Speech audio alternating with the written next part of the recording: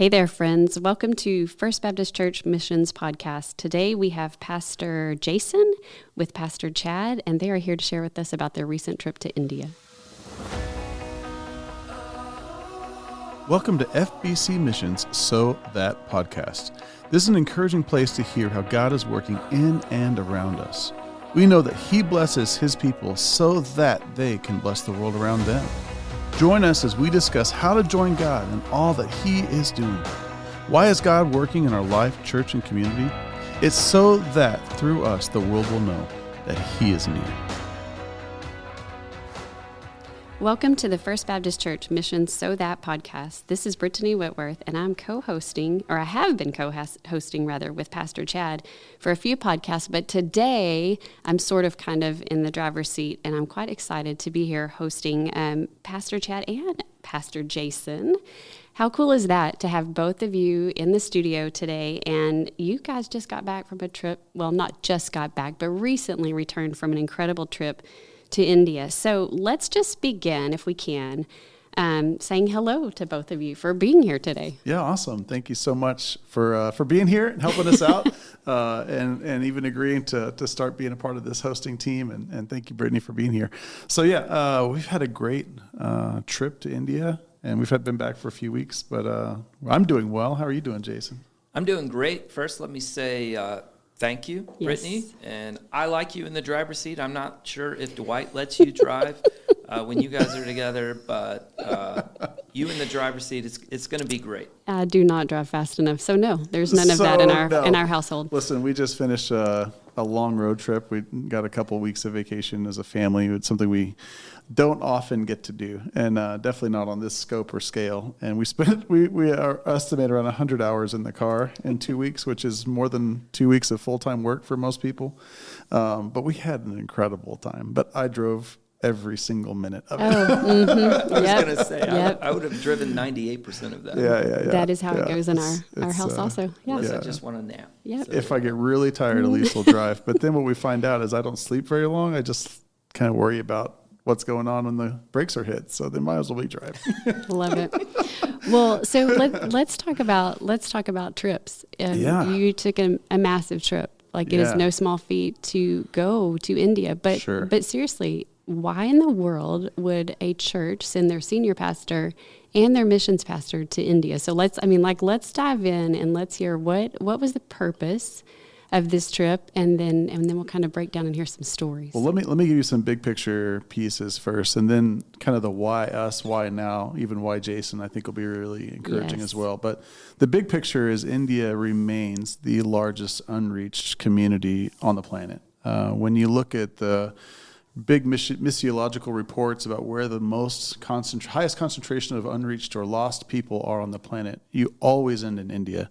India at this point is about 1.4 billion people. So it represents, a quarter, 25% of the world's population in that one country. and it's about the size of Texas. Well, yeah, and Jason, you were saying that before we started, so I Googled it right quick. So if it's the size of Texas, in my mind, I'm like, well, what's the population? Well, this is significant. Texas' population is 31 million. Mm-hmm. And what was the B for India? Billion? The 1.4 billion, with a B.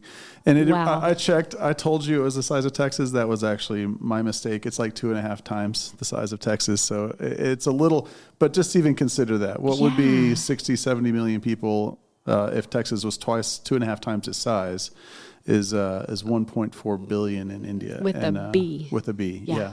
Yeah, and so it is the most populated country on the planet. So it overtook China about 10 years ago, and so it really is unique in where it sits in the world of what are the needs. India is at the top. So if you were to build out, there's a couple different graphics I've shown at different times. If you were to look at the map based on population and need, the whole map is India. It is the whole. We jokingly, Jason mentioned it a few minutes ago as we were preparing for today, that we jokingly say that if you don't know where you're called, you should just assume it's India because the need is so big there, right? And so right now, everyone listening is like, oh, I need to find a place. India is the biggest need, but uniquely in the last 20 years, God has been doing some things, especially in the least reached places of India, that have been shocking to the missions world, and even more so to the just the Christian world. We're hearing reports that just seem ridiculous, to be honest. And we'll talk a little bit about this one, but just for instance, we met with a church planter whose network has 45,000 churches in it, representing somewhere around 1.2 million believers that have all come to faith in the last decade. Praise the How Lord. is that even possible? And in our world, those numbers are shocking and don't make any sense.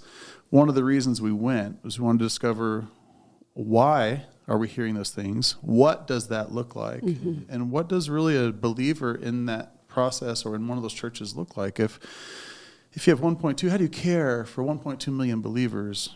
And what kind of faith does a low-level new believer have, right? There's questions about whether they're even valid. Are they just showing up to something and we're counting them and reporting these huge numbers, or what does it look like? So one of our goals was to try to understand some of these movements we've heard about, understand how God has been moving uniquely in some of these places, and really just kind of get a picture of it personally, directly, and interactive way. So one of the reasons you asked, why would we go? Mm-hmm. As I've been here as a missions pastor for the last 3 years, we've been talking about the unreached. Well, you don't get more unreached than India, and you don't see larger movements of faith towards Christ than what we see in India. So you get really kind of two places, one trip to really discover a couple of these really important kind of, I would call them like almost billboard type things you hear about, you read about, you've heard mentioned multiple times. There's books being written about these movements now. And there's other books being written about whether they're legitimate, so you're trying to figure out, what does this look like? So that was one of the main reasons we went. Secondarily is Jason has a history. In fact, some of the regions that we visited, he got to visit as a young believer 25 years ago. So I'll let you tell a little bit about that, Jason. Yeah, so I went through Perspectives with Chad this past fall, or spring, whatever it was. Last spring, and so we talked a lot about the unreached in India specifically. Real quick, Chad, give us a working definition of the unreached. Yeah, so unreached is a missiological term that's talking specifically about population groups, maybe ethnic groups, that have less than 2% Christian among them. And so basically the way missiologists refer to that group, that unreached, less than 2%, is that they don't have enough capacity or strength to multiply within their community without outside help. Some reason the difference between 2%, then you get 5%, is that they are able to grow but not grow quickly. And they call that group, like if you're 3, 4, or 5%, they call it least reached. And then beyond 5%, they call reached. And beyond 5%, they say that they have the ability, they have the resources within their community to grow and multiply beyond themselves. So like you might think, if we go with a strict evangelical definition of born-again Christians, then the United States is 13% born-again believers. But we have over 33% of our, maybe even 40%, depending on the statistic, that call themselves Christians. And so 13% in the United States. In India, it's 0.025 or something like that percent of the population. We're praying and hoping that we'll see it go to 1 or 2% in our lifetime. Wow. So going through perspective in layman's terms, right, to know that the country of India has the most people that will live their entire life from beginning to end and never hear the name of Jesus. And so when I was in college, the Lord had grabbed a hold of me, and I was an engineering student at A&M. And between my junior and senior year, I went on an engineering mission trip to India through a ministry called Engineering Ministries International. By the way, a quick plug, those of you that are professionals, there are professional organizations that take mission trips where you can use your skills. I didn't know that as a college student, found this organization, raised my funds, and spent 3 months in India. And so, it was a special, important time in my life. I was really new to the faith in terms of walking with the Lord. I was asking all the questions that a 20-year-old does about my plans, my future, what the Lord has for me, what it looks like.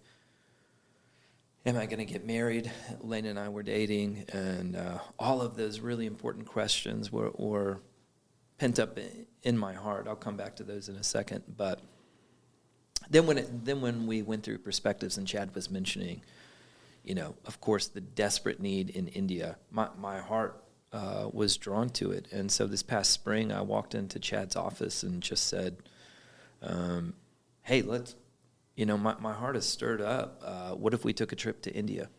Wow. So that was during Perspectives. You walked into his office and said that?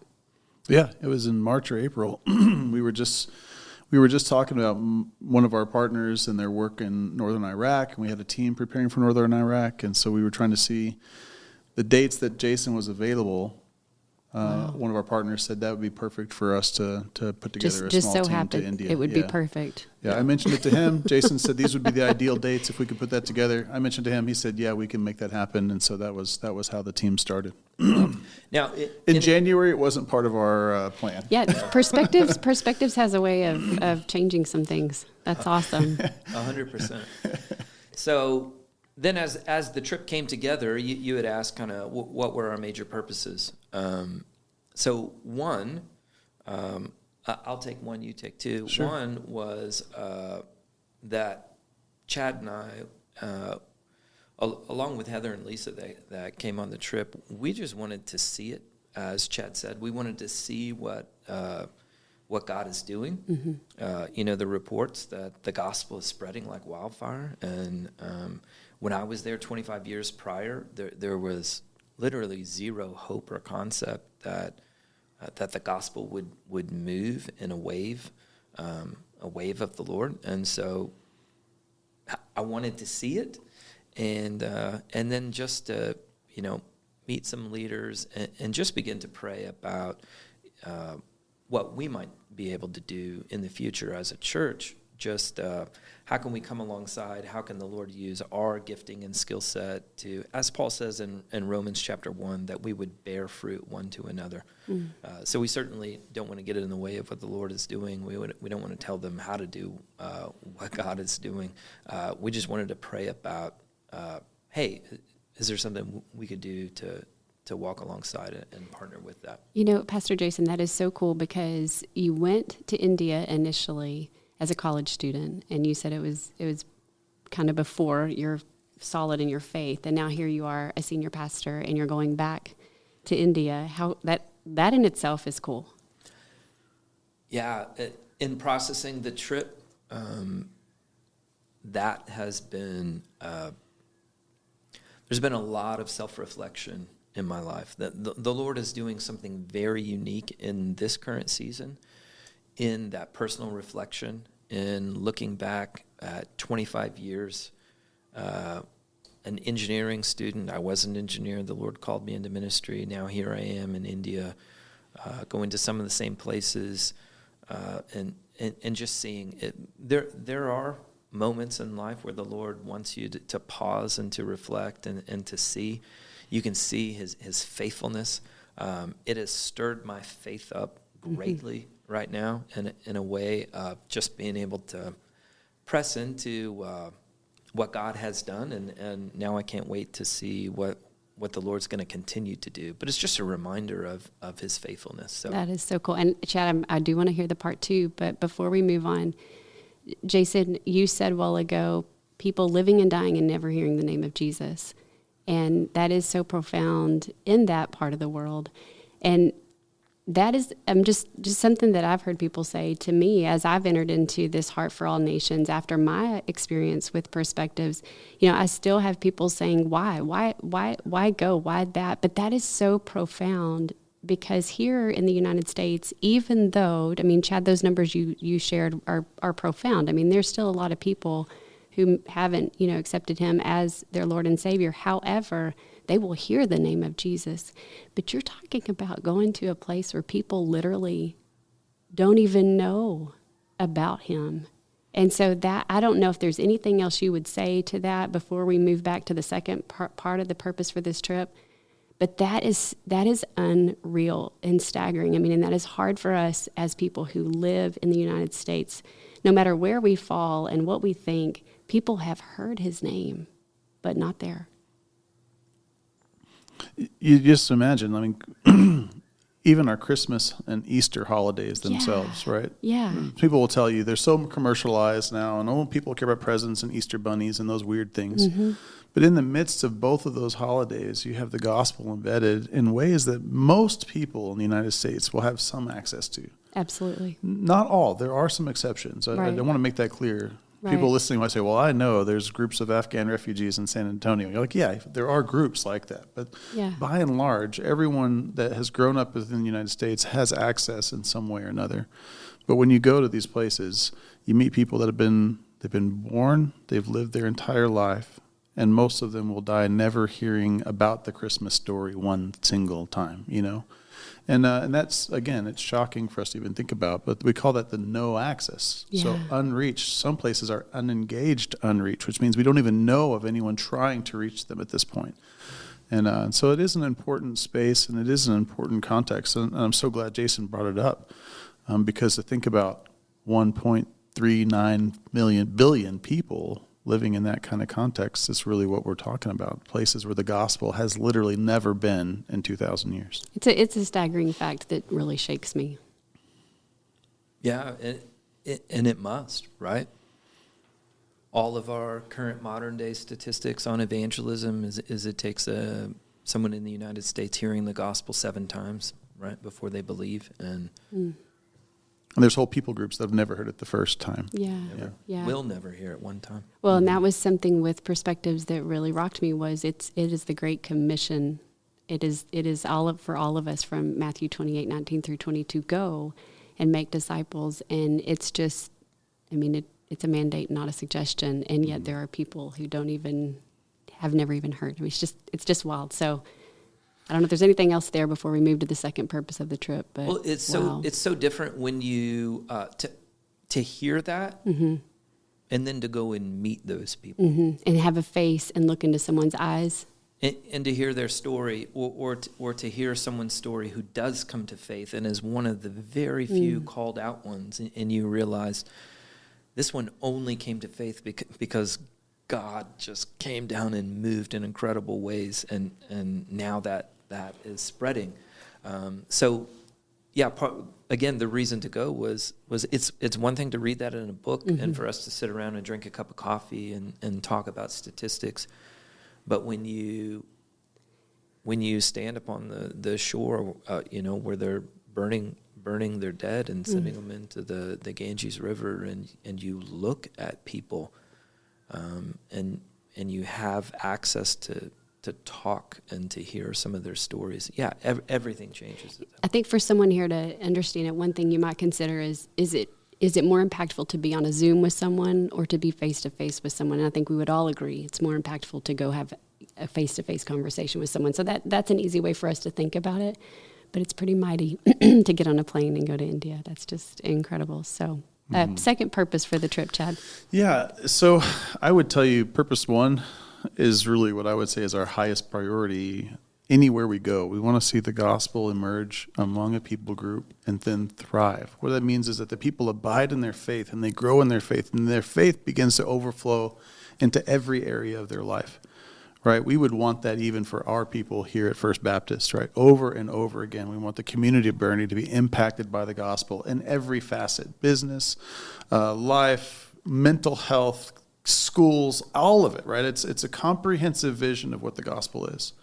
And so our goal is to take the gospel wherever we go. I cannot stress that, priority 1. But priority 2 is as you start to understand what it takes to see leaders function in healthy ways, you start to realize that there's a lot of different elements that impact them. And one of the biggest is how they sustain themselves long term, especially some of your most catalytic leaders. Most of these guys that we're talking to in these movements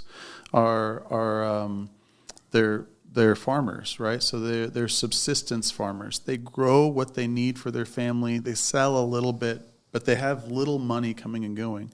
So as God begins to use them to meet the needs of others around them, they start to see churches emerging in villages around them. They start to travel and coach and care, and they continue. Some of their time commitments exceed their ability to maintain their subsistence farming capacity. And so a number of leaders are trying to figure out how to sustain themselves long term. And so we've understood for a long time that every ministry, whether it's a children's home in Africa or whether it's a church planting in South America, there has to be some sort of attention given to how do you sustain them long term and ideally locally, right? How do you start income streams that fund them from inside their community rather than all of the funding coming from outside, which is kind of your traditional funding mechanism for church, for ministries and church plants internationally.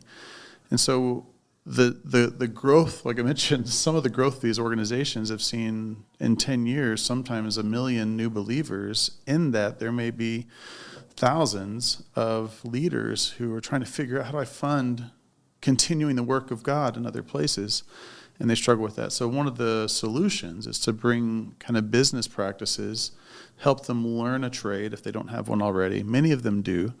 And then help them work through a plan to start a company that could fund them and often their disciples as they start to train and grow and multiply in other ways.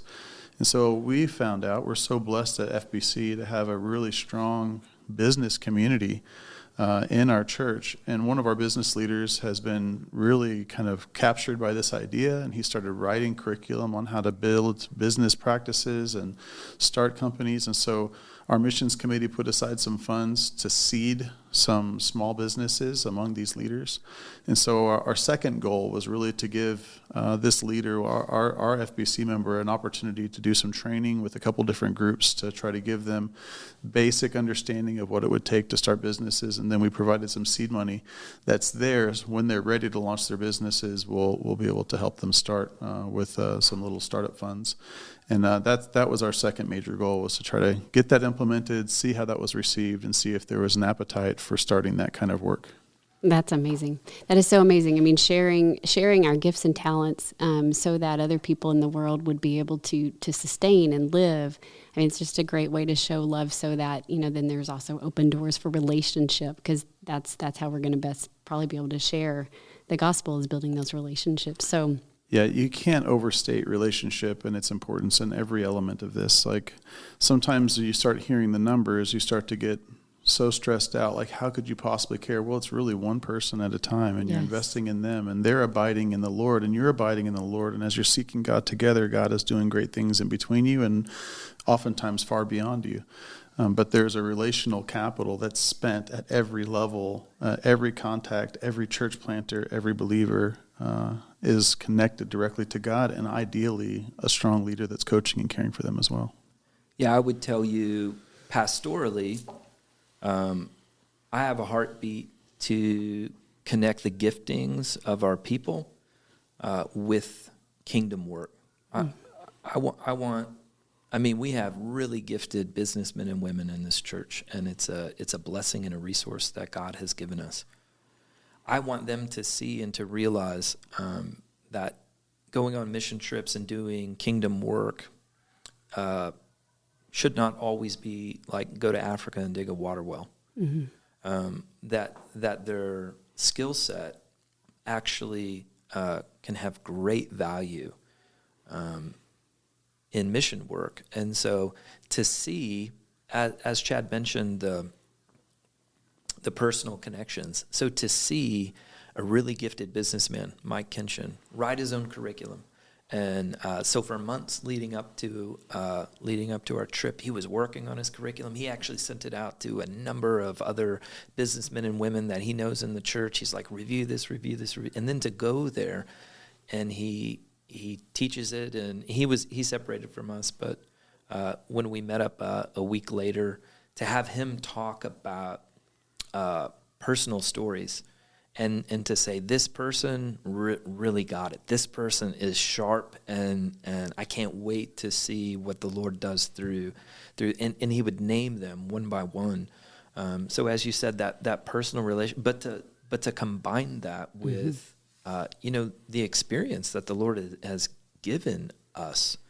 So it's amazing that we live in the United States of America, and that we have university degrees, and we have incredible business experience, trades, all sorts of acumen to run and to do things really well. And then to be able to use that for kingdom work is such a huge press. So to see all of these things come together.